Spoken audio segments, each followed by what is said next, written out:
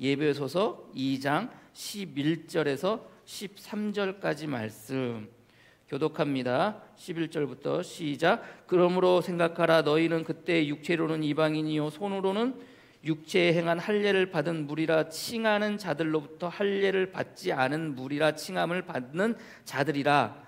그때 너희는 그리스도 밖에 있었고 이스라엘 나라 밖의 사람이라. 약속의 언약들에 대하여는 외인이고 세상에서 소망이 없고 하나님도 없는 자이더니 이제는 전에 멀리 있던 너희가 그리스도 예수 안에서 그리스도의 피로 가까워졌느니라. 아멘. 자리에 앉으시기를 바랍니다. 아싸에서 인싸로라는 제목으로 말씀 나누도록 하겠습니다. 우리가 몇 주간에 걸쳐서 계속 율법에 관해서 우리가 같이 말씀을 나누었습니다. 유대인들이 이방인들과 구별하는, 이방인들과 차별하기 위해서 가지는 생각 가운데 하나가 그들에게 하나님께서 율법을 주셨다고 그렇게 말씀을 나누었어요. 그래서 우리가 지난 몇 시간 동안 율법은 하나님께서 성도로서 어떻게 살아야 될지, 하나님의 백성으로 어떻게 살아갈지에 대해서 그 자격을 말씀해 주시는 그 규격, 자격 설명서라고 말씀을 드렸고요. 두 번째는 하나님의 백성으로 이 땅 가운데 어떻게 살아야 될지에 대한 인생 사용 설명서. 세 번째는 또 뭐라고 그랬습니까, 여러분들? 내 살아가는 삶 속에 나의 삶에 문제가 되었다면, 문제가 생겼다면 그 문제가 생긴 원인을 알아야 될 것이고 그 문제를 해결해야 될 것인데, 그 문제가 생긴 원인과 그 문제를 해결할 수 있는 그 방법이 어디에 나와 있다고 그랬어요? 하나님께서 우리에게 주신 그 율법. 그래서 율법은 곧 우리 삶의 수리 설명서다라고 같이 말씀을 나누었습니다. 그럼에도 불구하고 우리가 율법 앞에 서면은 율법은 우리로 하여금 죄를 깨닫게 해준다고 그랬잖아요. 그래서 우리가 율법 앞에, 하나님 앞에 설 때마다 결국은 우리는 죄인이구나, 결국 나는 죽을 수밖에 없는 존재구나라는 것을 깨달을 수밖에 없다고 말씀을 나누었습니다. 그러기에 우리가 율법으로부터 자유로워지기 위해서는 율법이 죽든지 내가 죽든지 둘 중에 하나가 죽어야 된다고 그랬잖아요. 근데 율법이 죽을 수는 없는 거 아닙니까? 하나님의 말씀은 영원할진데 어떻게 여러분들 그 하나님의 말씀이 죽어 사라질 수가 없겠습니까? 결국 누가 죽어야 돼요? 근데 내가 죽어야 돼요. 그래야 죽은 자는 말이 없듯이 죽은 자는 그 율법으로부터 자유로워질 수 있는 겁니다. 근데 내가 죽어야 되는데 내가 죽어요? 아니에요. 누가 죽었다는 거예요? 내 대신 나를 속량하시고 내가 죽어야 될 그 값을 다 속량하시고 누가 죽으셨다는 거예요? 예수 그리스도께서 돌아가셨다는 거예요. 예수님께서 저주를 받아, 내가 받을 저주를 우리 주님께서 저주를 받아 나무에 매달려, 십자가 나무에 매달려 돌아가심을 통해서 저와 여러분들이 속량을 받아 내가 죽어 율법으로부터 자유로워져야 되는데, 예수님께서 죽어 나 대신 속량하심으로 죽어 내가 율법으로부터 자유롭게 되어졌다고 같이 말씀을 나눴습니다. 그럼에도 불구하고 하나님의 그 말씀, 하나님의 그 율법은 저와 여러분들에게 여전히 지금 주어져 있는 거고요. 그리고 예수 그리스도께서 십자가 못 박혀 돌아가심을 통해서 그 속량을 통해서 저와 여러분들은 하나님의 그 율법이, 그 말씀이 이제 우리를 속박하는 그 어떻게 또 올가미가 아니라 결국 이제 그것이 저와 여러분들에게 무엇으로 약속으로 주어지고 있다는 것을 여러분들이 아시기를 바랍니다. 그런 의미에서 이제 오늘 본문의 말씀을 가지고, 자, 이스라엘 백성은 단순히 이방인들과 유대인들을 나누는 그 기준을 율법 하나만을 두고 나눴느냐? 그렇지가 않다는 거예요. 그들이 이방인들과 유대인들을 나누는 기준 하나는 또 무엇이냐면 그것은 바로 약속의 언약이라는 겁니다. 오늘 성경에 여러분들 같이 말씀을 나눴지만 뭐라고 얘기하고 있어요? 그때 너희는 그리스도 밖에 있었고 이스라엘의 나라 밖의 사람이라. 약속의 언약들에 대하여 외인이라는 거예요. 약속의 언약에 대하여 아싸라는 거예요. 요즘 아싸, 인싸 그러거든요. 아싸라는 게 아웃사이드의 준말이고요, 인싸라는 말은 인사이드의 준말이에요. 그래서 아싸라는 말은 저 사람은 아싸야, 이야기는 아웃사이더라는 말이에요. 아웃사이더라는 말은 좀 못생기고 생각도 없고 좀 찐따 같고 바보 같고 사람들에게 관심도 못 받고 그냥 뭐 하는 일도 그렇고, 여러분들 그런 사람들 아싸라고 그래요. 맞냐 얘거나? 맞지? 인싸는 뭐냐면은, 인싸는 인사이드 안에 들어와 있다는 사람이에요. 그래서 관심받고 사랑받고 멋있고 잘생기고 뭐 공부도 잘하고 그러니까 그 사람들 관계 속에 중심이라는 사람이, 중심이 되는 사람을 인싸라고 그렇게 이야기해요. 그러니까 아싸 인싸라는 게 결국 여러분들, 우리들은, 저와 여러분들은, 특별히 이방인들은 그리스도의 밖에 있었다고 그렇게 이야기하잖아요. 하나님 밖에 있었다고 그러잖아요. 그러면서 또 여러분들 약속의 언약의 밖에 있었다고 그러죠. 우리는 원래 어떤 존재였다는 거예요?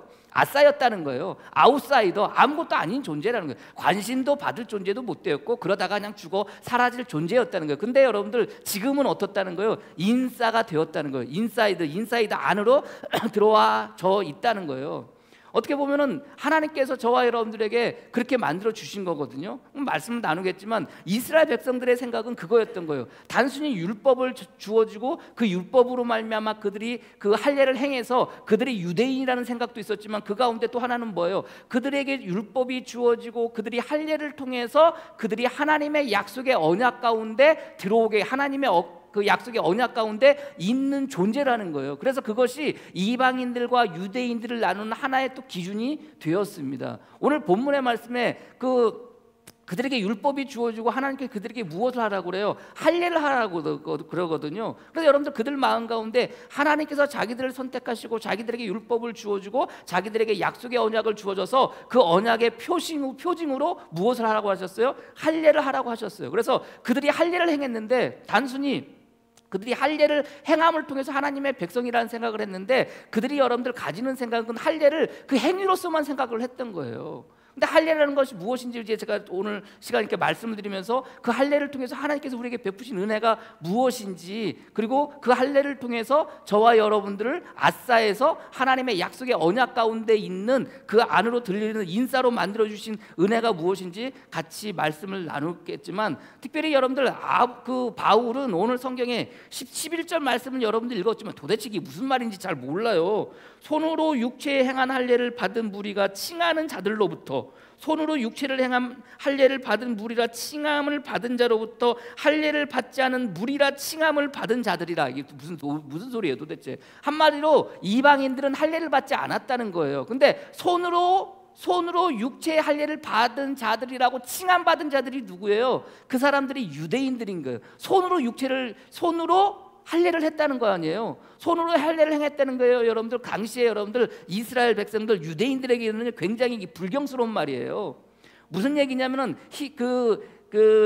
구약의 성경을 보면 손으로 행하는 일들을 뭘 할 때 손으로 행했다는 말을 여러분들 관용구처럼 말하냐면은 이방 신들을 만들 때 혹은 우상들을 만들 때 손으로 행했다는 말을 종종 사용하는 그 관용어처럼 쓰여지는 거예요. 그러니까 지금 할례를 했다고 하는데 여러분들 하나님께서 하신 말씀 아닙니까? 명령에 따라 그를 할례를 행했는데 당시에 유대인들은 그 하나님의 명령에 따라 행한 행위를 손으로 행한 행위를 마치 우상을 만드는 사람의 행위처럼 그렇게 여러분들 바울이 묘사하고 있는 거예요. 굉장히 어떻게 보면 할례 자체를 굉장히 폄하하듯이 말하고 있는 내용이에요. 그러다 보니까 여러분들 나중에 여러분들 전도 여행을 하고 여러분들 예루살렘 교회로 다시 복귀하는 여러분들 그 바울을 바라보면서 여러분들 예루살렘 교회 안에서 난리가 났어요.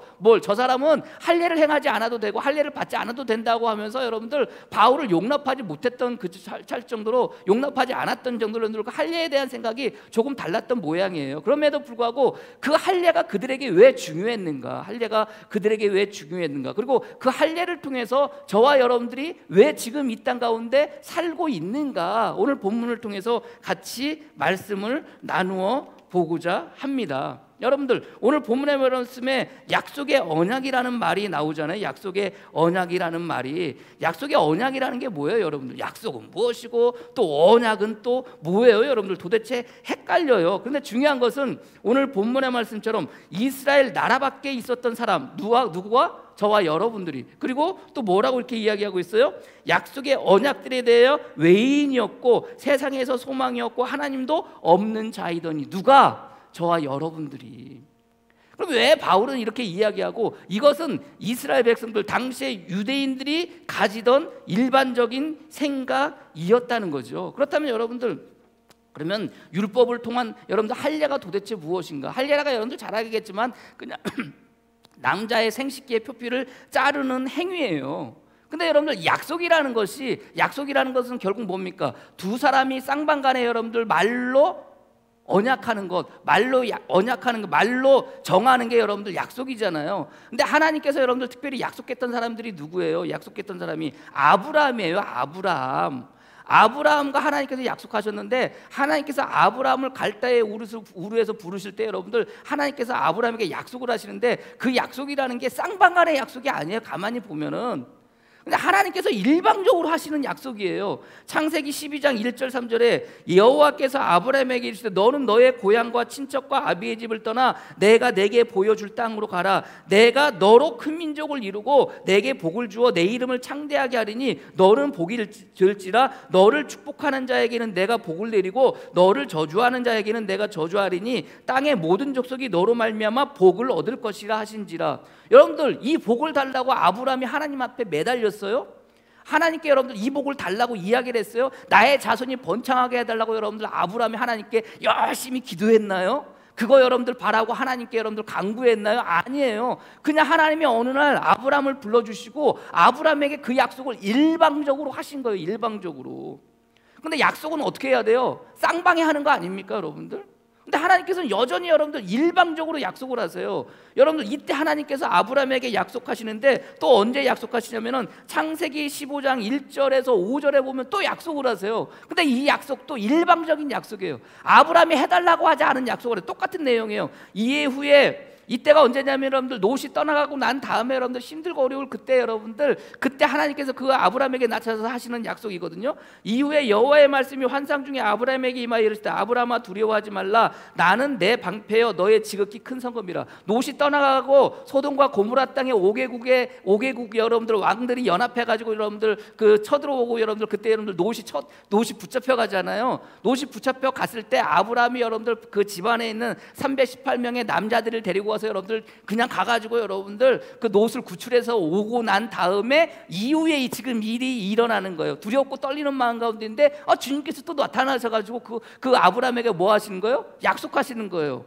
뭐라고? 아브라함에게 이르되 주 여호와여 무엇을 내게 주려 하시나이까? 나는 자식이 없사오니 나의 상속자는 이 다메섹 사람 엘리에셀이니이다.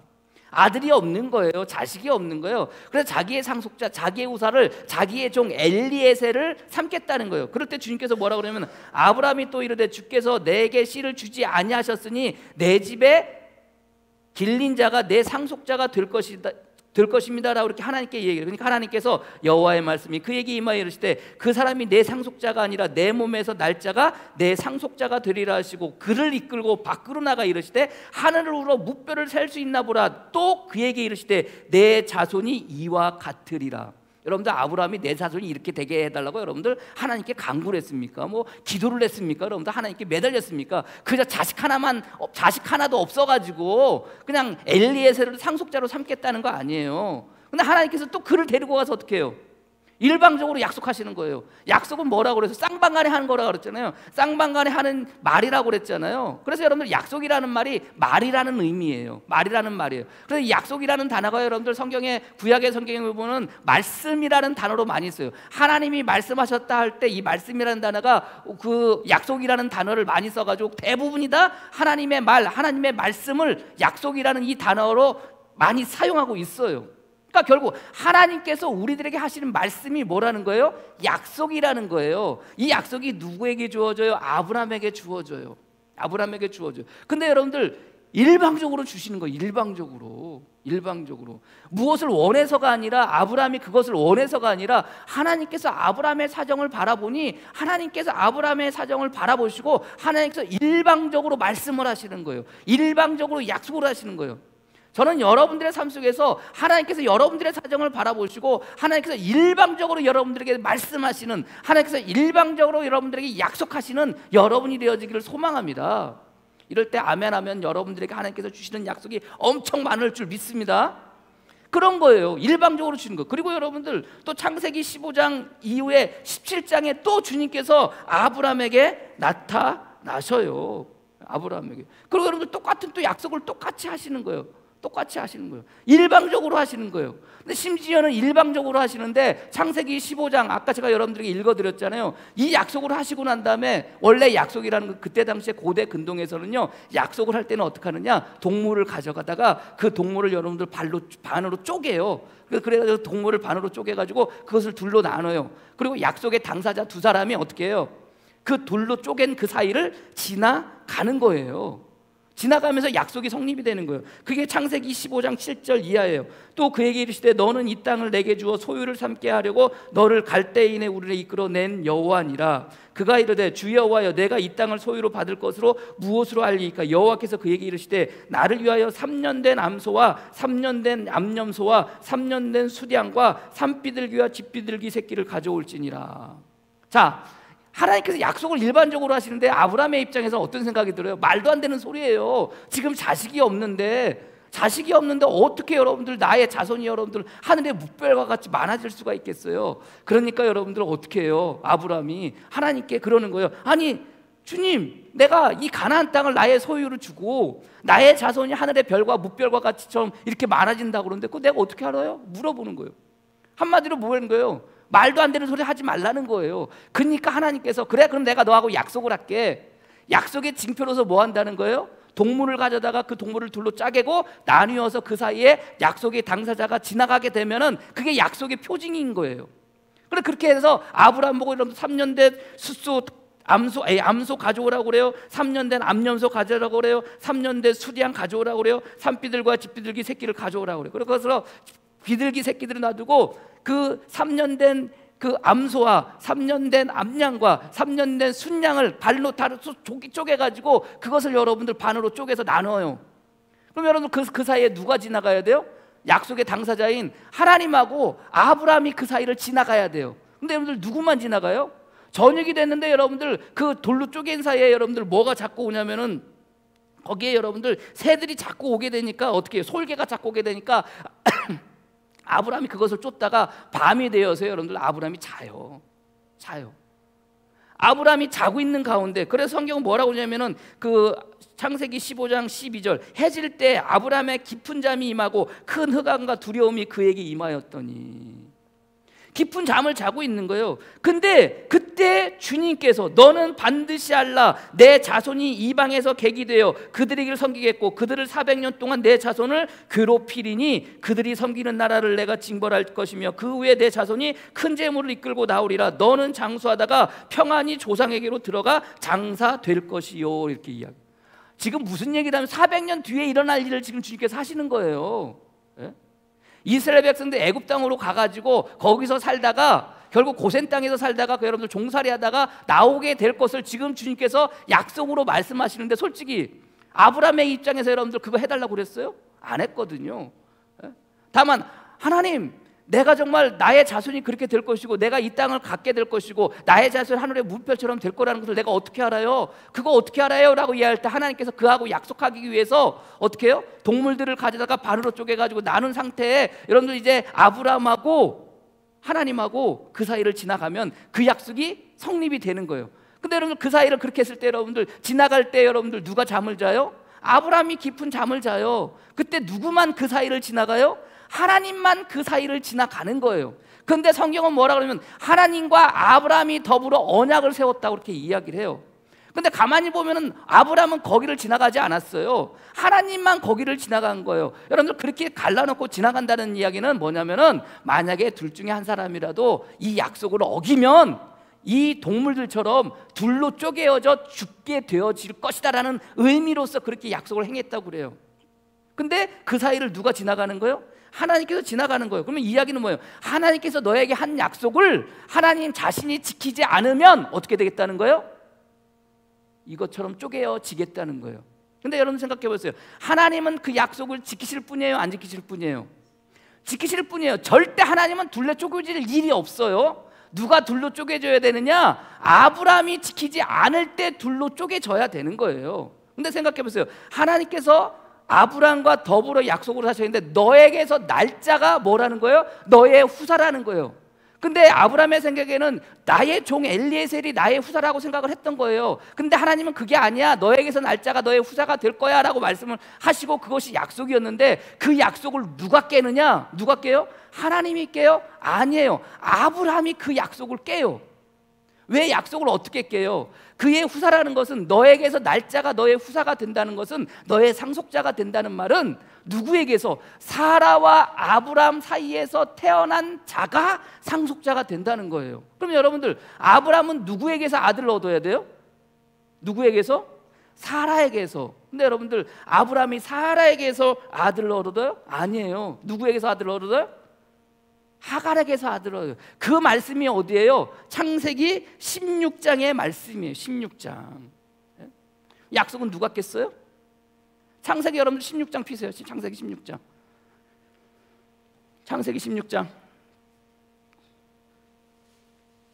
자, 창세기 16장이 하갈에게서 이스마엘을 갖게 되는 내용이 16장이에요. 근데 분명히 하나님은 아브라함하고 약속을 했어요. 더불어 약속을 했어요. 어떤 약속? 너에게서 날짜가 너의 상속자가 된다는 거예요. 사라와 너의 관계 속에서 난 자가 상속자가 된다는 거예요. 그럼 여러분들 이것을 믿었다면, 이것을 마음 가운데 약속으로 가졌다면 여러분들 아브라함은 누구에게서 여러분들 상속자를 얻어야 돼요? 사라의 사이에서 상속자를 얻어야 되는데 아브라함은 누구의 사이에서 상속자를 얻어요? 하갈 사이에서 상속자를 얻는 거예요. 그게 누구예요? 그게 이스마엘이에요. 여러분들 생각해 보세요. 이스마엘을 낳고 난 다음에 여러분들 그 아브라함의 마음에는 소망이 있을까요? 없을까요? 더 이상 소망이 없어요. 왜 그런지 아세요? 상속자를 얻었잖아. 상속자를 얻었잖아요. 더 이상 소망이 없어요. 꿈이 없어요. 왜요? 이미 자기는 얻을 것을 얻었어요. 얻을 걸 얻었어요. 그러니까 더 이상 여러분들 소망을 가질 필요가 없어요. 상속자로서 이스마엘을 얻었기 때문에, 그게 자기의 상속자로 자기에서 난 자라고 생각을 했기 때문에 소망이 없는 거예요. 그리고 여러분들 더 이상 하나님도 필요하지 않아요. 왜요? 자기가 얻을 것을 얻었잖아요. 그렇잖아요. 더 이상 하나님도 필요하지 않아요.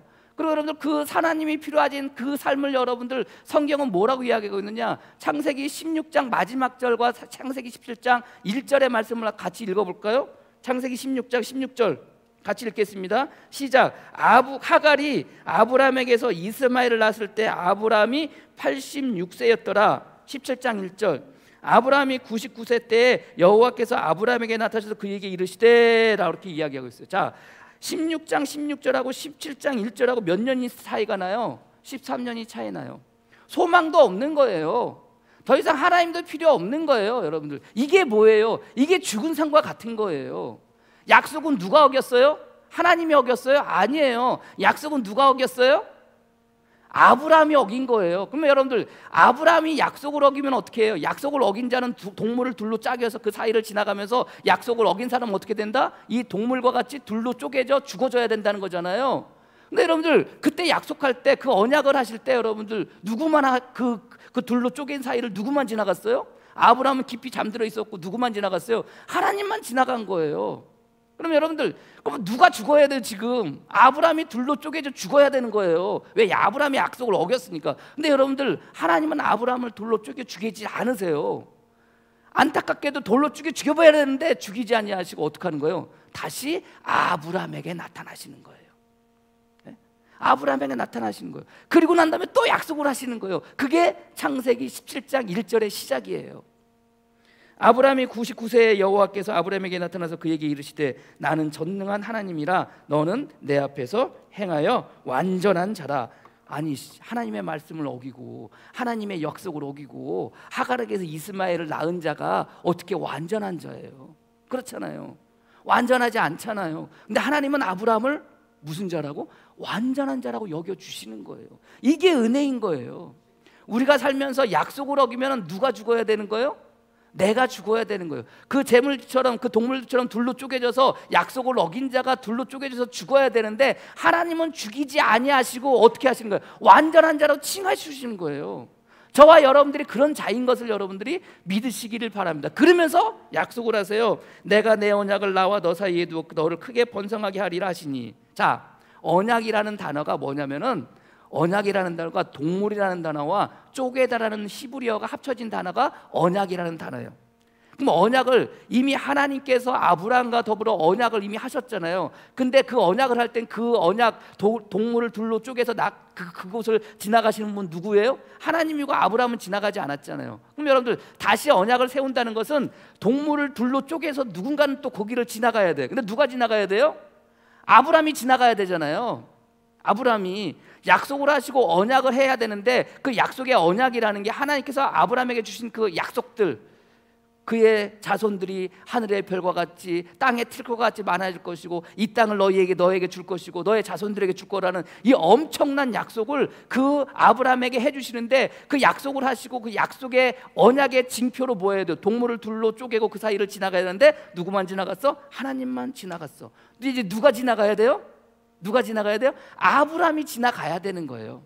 아브라함이. 자 보세요, 약속을 쭉 하세요. 아브라함에 엎드려 하나님 또 그에게 말씀하여 이르시되 보라 내 언약이 너와 함께 있으니 너는 여러 민족의 아버지가 될지라. 이제 후로는 내 이름을 아브라함이라 하지 않고 아브라함이라 하리니 이는 내가 너를 여러 민족의 아버지가 되게 함이라. 내가 너로 심히 번성하게 하리니 내가 너에게 민족들이 나오게 하며 왕들이 내게로부터 나오리나. 내가 내 언약을 나와 내 및 내 대대 후손 사이에 세워서 영원한 언약을 삼고 너와 내 후손의 하나님이 되리라. 내가 너와 내 후손에게 내게 거류하는 이 땅 곧 가나안 땅 온 땅을 주어 영원한 기업이 되게 하고 나는 그들의 하나님이 되리라 라고 말씀을 하시고 약속을 하시면서 아브라함과 언약을 세우는데, 언약을 세우는 징표로 아브라함과 그 집안 안에 있는 모든 남자들에게 뭐 하라는 거예요? 할례를 행하라는 거예요. 할례가 뭡니까 여러분들? 할례라는 게 베어내다라는 의미예요. 할례라는 게 잘라내다는 의미예요. 결국 여러분 할례는 뭐냐면은 동물을 둘로 짜개서 그 사이를 지나가야 되는데 누구만 지나갔어요? 하나님만 지나간 거예요. 하나님만. 그 사이를 누가 지나가야 돼요? 아브라함이 지나가야 되는 거예요. 그러면 여러분들 동물 둘로 짜개서 아브라함이 지나가야 되는데 그 약속의 징표로 여러분들 아브라함과 그의 후손들에게 영원히 그것을 갖게 하고 싶은 거예요. 그 언약을 기억하고 그 약속을 기억하게 하고 싶은 하나님의 마음 가운데 그 동물을 가져다가 둘로 쪼개서 그 사이를 지나가게 하는 게 아니라 누구를? 자기 생식기의 표피를 자르는 거예요. 자기 생식기의 표피를 둘로 쪼개버리는 거예요 여러분들. 그래가지고 그 사이를 누가 지나가게 하는 거예요? 아브라함이 지나가게 하는 거예요. 이게 할례인 거예요. 그러니까 할례라는 것은 단순히 여러분들 하나님의 백성으로의 징표로서 여러분들 생식기의 표피를 자르는 행위가 아니라 하나님께서 약속하신 것, 아브라함에게 약속하신 것을 반드시 하나님 편에서도 이룰 것이고 아브라함의 표선에서도 반드시 그 약속이 너에게 이루어지리라고 하는 하나님의 약속의 표징으로서의 할례인 거예요. 할례인 거예요. 그럼 여러분 생각해 보세요. 자, 너는 내가 너에게 모든 약속을 지키고 이 언약을 지키려면 너 할례를 행해야 돼. 너뿐만 아니라 너의 가족들 모든 너의 가문 안에 있는 모든 가족들이 다 할례를 해야 돼. 할례를 행하지 않으면 이스라엘 백성들에게서 끊어지게 될 거야 이렇게 이야기를 해요. 그럼 여러분들 아브라함의 마음에 어떤 마음이 들까요? 할례를 행함을 통해서 너의 자손이 대대손손 그 할례를 통해서 여러분들 결국은 둘로 쪼개져져 그 사이를 지나간 하나님과의 약속의 표징으로서 할례를 해야 되는데 아브라함의 자손이라고 지금 성경은 이야기하고 있잖아요. 아브라함의 자손은 아브라함과 사라 사이에서 난 사람이 아브라함의 자손이 되는 거예요. 그럼 여러분들 그 이야기를 할 때 아브라함의 마음에 어떤 마음이 들어요? 아니 내 나이가 지금 100세가 다 되는데 내가 아들이 생길 일이 있을까요? 없을까요? 없다고 생각한 거예요. 그래서 여러분들 속으로 웃으면서 내 나이가 어때서가 아니라 내 나이가 지금 100세인데 무슨 자식이 생기겠냐고 하면서 누구를 생각하겠어요? 누구를? 이스마엘을 생각하는 거예요. 행여라도 내가 100세가 되어서 아들을 못 낳아도 여전히 내 마음 가운데는 누가 있어요? 그전에는 엘리에셀인데 지금은 누구예요? 이스마엘인 거예요. 근데 할례를 받지 아니하면 너의 자손들이 영원히 대대로 할례를 받지 않으면 끊어진다고 그랬으니까 결국 저주받아 죽는다는 이야기니까 아브라함의 마음 가운데 너무 안타까운 거예요. 100세가 되어서 이제 자식을 낳지 못하면 나의 상속자로 누가 남아있는 거예요? 이스마엘이라도 여전히 남아있는 거예요. 그래서 아브라함이 하나님께 그러면 이스마엘은 살려주세요 그래요. 이스마엘은 살려주세요. 하나님께서 어떻게 하셨을까요? 뭔 소리야? 이스마엘은 너에게서 난 후손이 아니야. 너에게서 난 자손이 아니야. 그는 죽을 거야 라고 말을 해요. 아니에요. 내가 네 말을 듣고 이스마엘에게 너하고 주었던 똑같은 복을 뭐 하겠대? 주시는 거예요. 누구 말을 듣고? 아브라함의 말을 듣고. 아브라함의 말을 듣고. 여러분들 그래서 성도는요 살아갈 때 말을 조심해야 돼요. 네? 말을 조심해야 돼요. 그리고 어떤 말을 해야 돼요? 살리는 말을 해야 돼요. 축복의 말을 해야 돼요. 불평 불만의 말이 아니라 그 마음 가운데 말을 할 때마다 어떤 말? 남을 살릴 수 있는 말들을 해야 되는 거예요. 행복의 말, 감사의 말, 즐겁고 기쁘고 그런 말을 할 수 있는 사람이 되어져야 되는 거예요. 그러니까 하나님께서 이스마엘을 살리는데 내가 내 말을 듣고 이스마엘에게 복을 준다고 성경은 말씀하세요. 그게 하나님의 마음이에요. 그래서 뭐라고 그러냐면은, 자, 그리고 난 다음에 여러분들 그것으로 끝날 것 같잖아요. 할 일을 행하는데 여러분들 누구하고도 할 일을 행해요. 그 땅에 있던 모든 이방 남자들조차도 다 할 일을 행하게 만들어요. 다. 그럼 여러분 생각해 보세요. 할 일이라는 게 뭐예요? 하나님의 약속의 언약의 징표로서 할 일을 행했잖아요. 그러면 그 약속, 너의 자손이 번창할 것이고, 너의 자손 하늘의 무별처럼 많아질 것이고, 너의 자손은 땅의 티끌처럼 많아질 것이고, 이 땅을 갖게 될 것이고, 너로 말미암아 너를 축복하는 자 축복받을 것이고, 너를 저주하는 자 저주를 받을 것이고, 너는 축복의 근원이 될 것이라는 이 축복, 이 복은 누구에게만 임하는 거예요? 아브라함에게만 임하는 것이 아니라 그때 그날 할례 받은 모든 사람들에게 임하는 하나님의 복인 거예요. 이방인이라 할지라도 모든 사람들에게 임하는 하나님의 복인 거예요. 근데 이스라엘 백성들은요, 특별히 그때 당시에 여러분들 아브라함의 자손들은요, 그거에 대해서 그렇게 생각하지 못했던 거예요. 그렇게 생각하지 못했어요. 그렇게 생각하지 않았어요. 그냥 할례라는 것이 그저 하나님의 백성으로서의 표피를 잘리는, 생식기의 표피를 잘리는 행위로 정도만 알았어요. 시간이 지나고 난 다음에 여러분들 거국적으로 할례를 행했던 일이 있었어요. 언제요? 야곱이 형을 만나고 난 다음에 돌아가다가 어디에 머물러요? 세겜 땅에 머물러요. 그때 딸 디나가 세겜 땅의 딸들을 보러 여러분들 세겜 땅에 나갔다가 누구에게? 하몰의 아들 세겜에게 여러분들 강간을 당해버리네, 안타깝게. 그리고 나서 돌아와요. 야곱의 마음에 미치고 환장하겠어요. 그때 여러분들 하몰이 와가지고 뭐라고 그래요? 어차피 일어난 일이니까 디나를 세겜의 아내로, 나의 며느리로 달라고 그렇게 이야기를 해요. 그러니까 어떡합니까 여러분들? 야곱이 알았다고 그렇게 하겠노라고 이야기를 하고 난 다음에 들에서 나가서 일하던 여러분들 야곱의 자식들이, 아들들이 다 들어와서 그 이야기를 듣는 동안 어떻게 돼요? 돌아버리는 거예요. 돌아버리는 거예요. 그래서 여러분들 어떡합니까 여러분들? 세겜의 남자 세겜을 찾아가요. 하몰의 아들 세겜을 찾아가요. 그러면서 이 성 안에 있는 모든 남자들이 뭘 받으면? 할례를 받으면 내 동생 디나를 너의 아내로 주겠다고 약속을 해요. 아내로 주겠다고. 그랬더니 어떡합니까 여러분들? 세겜에 있던, 세겜 성 안에 있던 모든 남자들이 다 할례를 받아요. 할례를 받아요. 자, 할례라는 게 이스라엘 아브라함의 자손들의 뭐라고 그랬어요? 약속의 언약으로의 표징이라고 그랬잖아요. 그러면 세겜의 남자들이 할례를 받았다는 것은 결국은 뭐예요? 하나님의 약속의 언약 가운데 들어오게 되는 거예요. 아싸였다가 인싸가 되는 거예요. 근데 세겜의 아들들이, 세겜의 성 안에 살고 있던 모든 남자들이 할례를 받았을 때 이 할례를 약속의 언약의 징표로 생각하지 않았던 거예요. 누가? 야곱의 아들들. 특별히 누가? 시므온과 레위가. 그래서 어떻게 해요? 할례를 받고 난 다음에 가장 아플 때 3일쯤 됐을 때, 사흘쯤 됐을 때 여러분들 움직이죠. 아니 그때 당시에 무슨 마취제가 있겠습니까? 뭐가 있겠습니까 여러분들? 생사를 잘라냈으니 얼마나 아프겠습니까 여러분들? 꼬맸겠습니까? 뭐 했겠습니까 여러분들? 얼마나 아프겠습니까? 그때 여러분들 어떻게 해요? 레위와 시므온이 그 아파하는 성 안에 있는 세겜 모든 남자들 다 죽여버려요. 칭찬받을 일 아닌가요 여러분들?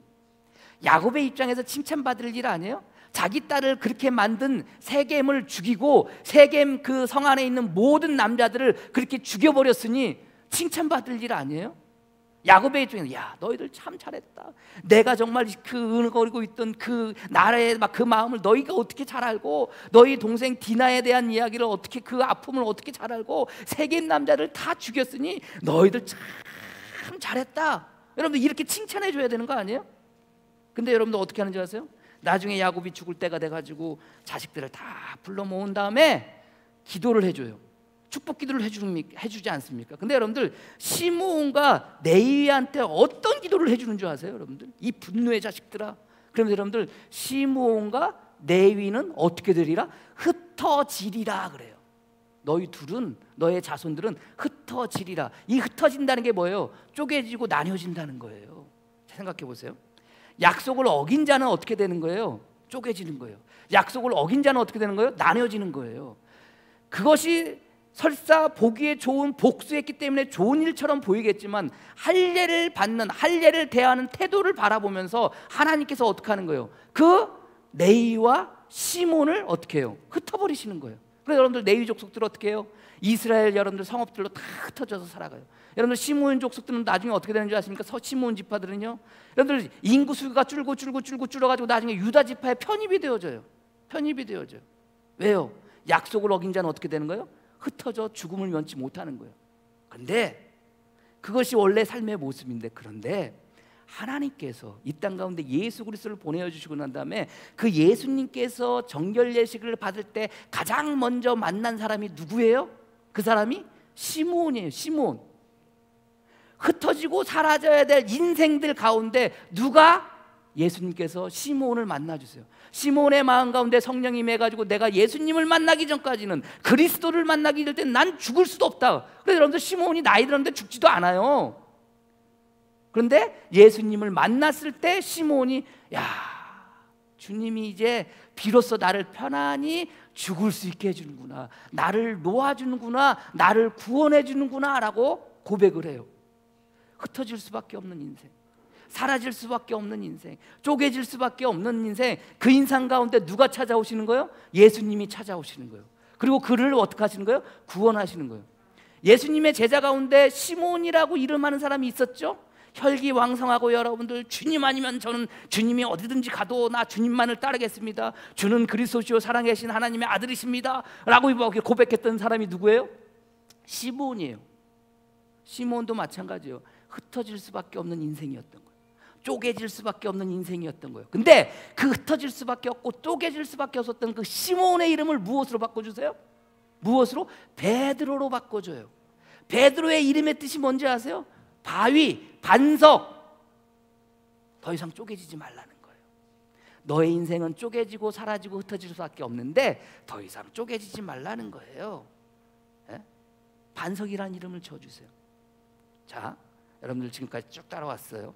할례가 무엇인지, 할례는 결국 약속의 징표로서 우리가 쪼개져야 되는데 그것을 내 몸 가운데 보여주시는 거예요. 그것을 보면서 여러분들 보면서 영원히 그것을 기억하라는 거예요. 그래서 여러분들 이스라엘 백성들, 유대인들이 여러분들 그들이 서서 오줌을 쌌는지 소변을 봤는지 모르겠지만 소변을 볼 때마다 여러분들 뭘 보는 거예요? 약속의 징표를 보는 거예요. 좀 끔찍하긴 하지만 그걸 보면서 여러분들 자기 생식기를 보면서 약속의 징표를 생각하는, 그건 뭐예요? 하나님이 나에게 약속을 하셨지만 다른 한편으로 이 약속을 어기면 누가 죽는다? 어기는 내가 죽는다. 이걸 보여주시는 거예요. 이게 할례인 거예요. 근데 그 할례를 통해서 쪼개지고 죽을 수밖에 없는 우리가, 여러분들, 우리가 하나님의 말씀, 하나님의 약속을 붙잡고 살아가지만 그것을 영원히 다 지키면서 살아갈 수 있어요? 못 지켜요. 우리는 결국은 레위나 시몬처럼 죽을 수밖에 없는 존재인 거예요. 왜요? 그 약속을 다 지키지 못하니까, 그 말씀을 다 지키지 못하니까 죽을 수밖에 없는 존재인 거예요. 근데 하나님께서 죽이지 아니하시는 거예요. 누굴 죽이시는 거예요? 쪼개져서 죽어야 될 누가 죽는 거예요? 예수님께서 죽으시는 거예요. 그래서 예수님이 십자가에 못 박혀 돌아가실 때 가장 먼저 일어나는 일이 뭔지 아세요? 뭐예요? 성전의 휘장이 둘로 쪼개져요. 성전의 휘장이 둘로 나뉘어져요.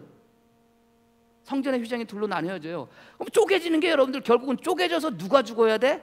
내가 죽어야 돼. 우리가 죽어야 되는 거예요. 저와 여러분들이 죽어야 되는데 내가 죽지 않고 누가 죽는 거예요? 주님께서 죽으시는 거예요. 그래서 히브리서에서 바울은 그 성전의 휘장이 쪼개지는 것을 뭐라고 이야기하냐면 이렇게 얘기해요. 히브리서 10장 19절 20절, 그러므로 형제들아 우리가 예수의 피를 힘입어 성소에 들어갈 담력을 얻었나니. 여러분들, 성소에는 감히 들어갈 수가 없어요. 누구만 들어갈 수 있어요? 제사장만 속죄일에 들어갈 수 있는 곳이 성소였어요. 지성소. 특별히 아무도 들어갈 수 없었던 거예요. 근데 우리가 그 성소에 들어갈 담력을 얻었다는 거예요. 왜? 성전의 휘장이 쪼개졌잖아요. 바울은 그것을 이렇게 이야기합니다. 그 길은 우리를 위하여 휘장 가운데 열어놓으신 새로운 살길이요, 휘장은 곧 그의 육체니라. 그의 육체가 누구의 육체? 예수 그리스도의 육체인 거예요. 그러니까 그 육체가 어떻게 되는 거예요?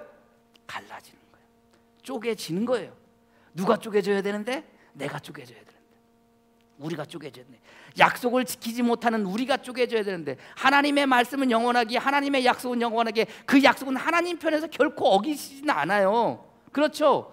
그러니까 그 여러분들 결국은 약속을 지키지 못하는 내가 쪼개지고, 약속을 지키지 못했던 레위와 그 시몬이 흩어지고 쪼개지듯이 그렇게 되어져야 되는데, 우리 또한 하나님의 말씀, 하나님의 약속을 지키지 못하는 내가 쪼개져야 되는데, 내 대신 누가 쪼개지는 거예요? 예수님께서. 휘장이 반으로 나뉘어지던 그 육체는 곧 휘장이 곧 그의 육체인 것처럼 그 육체가 반으로 쪼개어지는 거예요. 그래서 누가 사는 거예요? 저와 여러분들이 사는 거예요. 그 다음에 무슨 일이 일어나요? 땅이 요동쳐 진동이 일어나요. 그 다음에 무슨 일이 일어나요? 무덤이 갈라지는 거예요. 무덤이 쪼개지는 거예요. 무덤이 쪼개지면서 거기에서 누가 나와요? 성도들이 다시 살아나는 거예요. 결국은 우리가 쪼개져 죽어져야 되는데, 누가? 예수님께서 쪼개져 죽으심을 통해서 누가 사는 거예요? 저와 여러분들이 사는 거예요. 믿으십니까? 이게 약속의 언약인 거예요. 이 약속의 언약을 통해서 누가 사는 거예요? 저와 여러분들이 사는 거예요. 그러니까 이스라엘 백성 유대인들은요, 그 약속의 언약이 누구에게 있었다는 거예요? 자기들에게만 있었다고 생각을 했던 거예요. 그래서 오늘 성경의 말씀처럼 약속의 언약의 외인이었다라고 성경은 이야기해요. 근데 여러분들, 우리가 외인이에요? 아니에요. 이미 주님께서는 저와 여러분들 어떻게 하셨어요? 약속의 언약 가운데 두셨어요. 갈라디아서 3장 7절, 너희에게 성령을 주시고 너희 가운데 능력을 행하시는 이의 일에 율법의 행위에서냐 혹은 또 듣고 믿음에서냐, 아브라함이 하나님을 믿음에 그것을 그에게 의로 정하셨다 함과 같으니라. 그런즉 믿음으로 말미암은 자들은 아브라함의 자손인 줄 알지어다. 믿음으로 말미암은 자는 아브라함의 자손이라는 거예요. 그러면 아브라함에게 하셨던 그 약속의 언약, 야곱의 이삭에게 하셨던 그 약속의 언약, 야곱에게 하셨던 그 약속의 언약, 아브라함에게 자셨던 자손에게 하셨던 그 약속의 언약은 누구의 언약이 되는 거예요? 누구의 약속의 언약이 되는 거예요? 저와 여러분들에게 약속의 언약이 되는 거예요. 밖에 있었는데, 외인이었는데, 이제는 하나님께서 예수 그리스도를 말미암아, 예수 그리스도를 십자가에 못 박혀 둘로 쪼개임을 통해서 결국 무엇으로 말미암아? 예수 그리스도의 피로 말미암아 저와 여러분들이 외인이 아니라 이제는 중심에 있는 사람이 되어졌다는, 그게 오늘 본문의 말씀이에요. 12절 말씀에 그가 사람 중에 들나귀같이 되리니, 죄송합니다, 제가 왜 창세기를 읽고 있나요? 2장 12절 말씀에 그때 너희는 그리스도 밖에 있었고 이스라엘 나라 밖의 사람이라 약속의 언약들에 대하여 외인이요 세상에서 소망도 없고 하나님도 없는 자이더니, 그런데 이제는 전에 멀리 있던 너희가, 전에 멀리 아싸였어요. 아웃사이더였어요. 아무 관심도 없어요. 그렇게 살다가 죽을 인생이었어요. 그런데 그리스도 예수 안에서 그리스도의 피로 뭐해졌느니라? 가까워졌느니라. 그리스도의 피로 말미암아 주님이 둘로 쪼개짐을 통해서, 그 쪼개짐을 통해서 저와 여러분들이 뭐예요? 다시 살게 되어졌고, 그 그리스도의 피로 말미암아 예수 그리스도 안에서 하나님의 언약의 약속의 언약 안에 도여지게 되어졌다는 거예요. 갈라디아서 3장 14절 말씀, 13절 14절 말씀, 그리스도께서 우리를 위하여 저주받은 바 되사 율법의 저주에서 우리를 속량하셨으니, 말씀드렸죠 지난주에. 율법이 죽든지 내가 죽든지 하는데, 내가 죽어야 우리가 율법으로부터 자유인데 내가 죽을 수 없으니까 어떻게 해요? 나를 죽이지 아니하시고 예수 그리스도를 죽이셨다고 그랬잖아요. 그래서 저와 여러분들 살리셨다고 그랬잖아요. 그래서 저와 여러분들 율법으로부터 자유롭게 하셨다고 그랬잖아요. 우리를 속량하셨으니 기록된 바 나무에 달린 자마다 저주 아래 있는 자라 하였으며, 이는 그리스도 예수 안에서 아브라함의 복이, 아브라함에게 하셨던 일방적으로 하셨던 그 복이 이제는 이방인에게 미치게 하고 또 우리로 하여금 믿음으로 말미암아 성령의 약속을 받게 하려 함이니라. 예수 그리스도를 둘로 쪼개어서 결국 누가? 저와 여러분들을 뭐 하는 거예요? 아브라함이 받을 복을 받게 하셨다는 거예요. 갈라디아서 2장 28절 29절, 너희는 유대인이냐 헬레인이냐 종이냐 자유인이냐 남자냐 여자냐 다 그리스도 예수 안에서 하나니라. 너희가 그리스도의 것이면 곧 아브라함의 자손이요 약속대로 유업을 이을 자니라. 이게 여러분들 하나님께서 저와 여러분들에게 주시는, 이방인들에게 주시는 아싸였던 하나님 소망 밖에 있었고, 하나님도 알지 못하게 하나님을 밖에 있었고, 예수 그리스도의 밖에 있었고, 약속의 언약 밖에 있었던 자들을 예수님께서 십자가 못 박혀 돌아가심을 통해서, 그 몸이 둘로 쪼개짐을 통해서 우리로 하여금 그 믿음을 통해서 그 안에, 예수 그리스도 안에, 그 약속 안에, 하나님의 안에 만들어 주시고 세워 주셨음을 믿으시기를 바랍니다. 그 은혜로 살아가는 거예요. 그 믿음으로 살아가는 거예요. 명절 맞이하면서 여러분들 식구들끼리 잠깐 막내, 저도 막내밖에 못 봤어요. 다른 애들은 오지도 않았고, 오남매인데 막내가 이제 뭐 저보다 좀 나이가 어리긴 하지만 얘가 막내가요 5살 땐가 6살 땐가 그런 기억이 나요. 아버지 이렇게 밥을 먹다가요 다 힘들어요. 그때 이제 보고 어머님도 일도 안 하시고 아버님도 뭐 나가셔서 막노동 하루 벌어 하루 먹고 사는 그런 일을 하셨을 때니까 여러분들, 애들은 5명이고 여러분들 얼마나 뭐 힘들고 어려웠겠어요. 그러니까 너무나도 힘들고 어려우시니까 이제 아버지가 이제 애들을 모아놓고, 야, 너 다른 집에 갈래? 이렇게 물어봐요. 저부터 물어봐요. 야, 일륜아, 너 다른 집에 갈래? 부잣집으로 보내줄까? 그래요. 여러분들, 아버지가 저한테, 우리가 아무리 힘들고 어려워도 여러분들 자식된 입장에서 아버지가 너 힘들지, 우리 힘들지, 너 부잣집으로 보내줄게, 너 갈래? 그러면 여러분들 뭐라고 말해야 돼요? 아니라고, 그냥 여기서 산다고, 엄마 아빠랑 동생들이랑 산다고 그렇게 말해야 되잖아요. 저 그렇게 말했어요. 둘째 동생도 그렇게 말했어요. 셋째 동생도 그렇게 말했어요. 넷째 동생도, 넷째 동생? 셋째, 넷째, 저한테는 넷째죠. 그러니까 다 그렇게 얘기를 했는데 막내한테 물어요. 막내가 한 5살, 6살 때 기억이 나요. 이름이 성주인데, 성주야, 너 참 우리 힘든데 너 제대로 먹지도 못하고 입지도 못하는데 너 부잣집으로 보내줄까? 그런데 막내가 뭐라고 그랬게요? 뭐라고 그랬게요? 보내주세요 그랬어요. 보내주세요. 보내주세요 그랬어요. 그러니까 아직도 저는 그 아버지의 표정을 잊지 못해요. 보내주세요라고 할 때 그 아버지의 그 표정, 아버지가 너무 속상하셔가지고 나가셨어요. 나가셨어요. 근데 나가셔서 들어오실 때는 어떻게 들어오신 줄 아세요? 그때 뭐 먹을 거 통닭을 사오셨나 그래요. 그리고 옷을 사오셨어요. 옷을. 누구 옷을 사왔을까요? 막내 옷을 사오셨어요. 막내 옷을. 막내 옷을. 막내 옷을 사오고요, 그 통닭인가 뭔가 먹을 것을 아무튼 사오셨어요. 그리고 막내한테 이거 먹고 이거 입으라고 하셨어요. 아직도 그 기억에 남아요. 여러분들, 아버지 입장에서 여러분들 생각해 보세요. 내가 아무리 힘들고 내가 아무리 어렵고 우리 집안이 아무리 힘들고 어려워도 자식된 입장에서 여러분들, 너 다른 집에 부잣집에 보내줄게 그러면 뭐라고 말해야 돼요? 아니라고, 나 그냥 여기서 살 것 같다고, 그냥 아빠 힘들어도 그냥 엄마 아빠랑 행복하게 살게, 이렇게 말해야 되는 거 아니에요? 근데 막내가 그렇게 말하지 않았던 거예요. 그 모습에 여러분들 아버지가 너무 마음이 아팠던 거예요.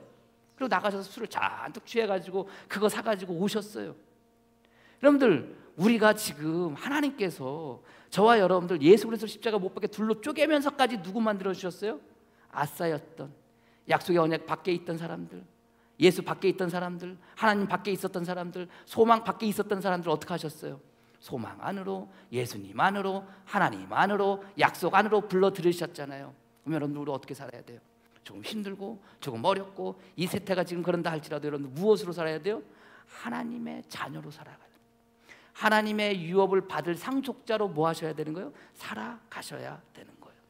여러분 마음 가운데 약속의 언약이 여러분들에게 주어졌음을 여러분들이 믿으시고, 아브라함의 하나님, 이삭의 하나님, 야곱의 하나님뿐만이 아니라 이제는 누구의 하나님? 나의 하나님, 여러분의 하나님, 여러분 이름의 하나님이 여러분들과 함께 하시고, 여러분 그 하나님이 여러분들의 아버지 되심을 여러분들이 믿으시고, 아싸가 아니라 이제는 그 언약 가운데, 약속 가운데, 그 한가운데 있는 주인공이심을 여러분들이 믿으시고 살아가시는 저와 여러분이 되어지기를 주님의 이름으로 간절히 축복합니다.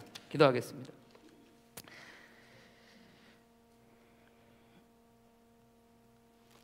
전에는 그리스도 밖에 있었고, 전에는 이스라엘 나라 밖에 있었고, 전에는 약속의 언약 밖에 있었고, 전에는 소망 밖에 있었고, 전에는 예수 밖에 있었던 우리들을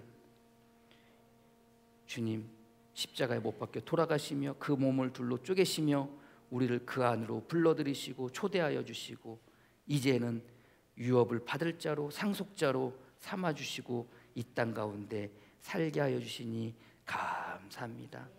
아브라함에게 미치는 그 복이 이제는 이삭의 복, 야곱에게 복뿐만이 아니라 나에게도 주어지는 복임을 믿고 살게 주님께서 붙잡아 주시고 함께하여 주시옵소서.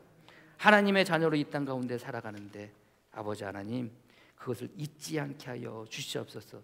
조금 힘들고 조금 어렵다 할지라도 여전히 나는 예수 그리스도의 아버지 하나님 자녀로 이 땅 가운데, 하나님의 자녀로 이 땅 가운데 서 있음을 믿고 꿋꿋이 지금의 모든 상황들을 이겨나가 설 수 있는 복된 성도들로 삼아 주시옵소서. 예수님의 이름으로 기도합니다. 아멘. 찬송가 269